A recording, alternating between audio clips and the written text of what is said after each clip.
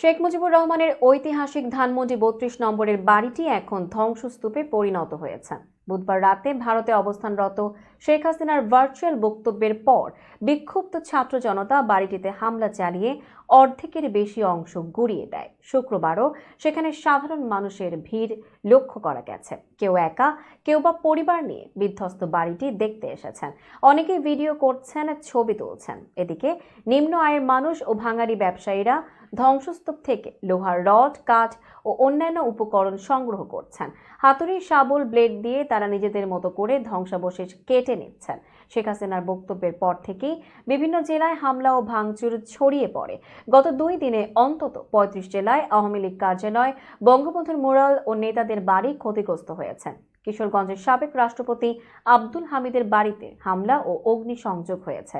নারায়ণগঞ্জের শামীম ওসমানের দাদার বাড়ি, জামালপুরে মির্জা আজমের বাড়ি ও মেহের আফরোজ শাওনের বাবার বাড়িতেও হামলার ঘটনা ঘটে। খুলনার দিঘলিয়ায় শেখ হাসিনা ও শেখ রেহানার পৈতৃক গেস্ট হাউস ভাঙচুর করা হয়। বৃহস্পতিবার গভীর রাতে রাজধানীর বনানীতে শেখ সেলিমের বাড়িতে হামলা চালিয়ে আগুন ধরিয়ে দেওয়া হয়। গত 5 আগস্ট আওয়ামী লীগ সরকারের পতনের পর তিনি প্রকাশ্যে নেই, তার ব্যাংক হিসাব জব্দ করা হয়েছে।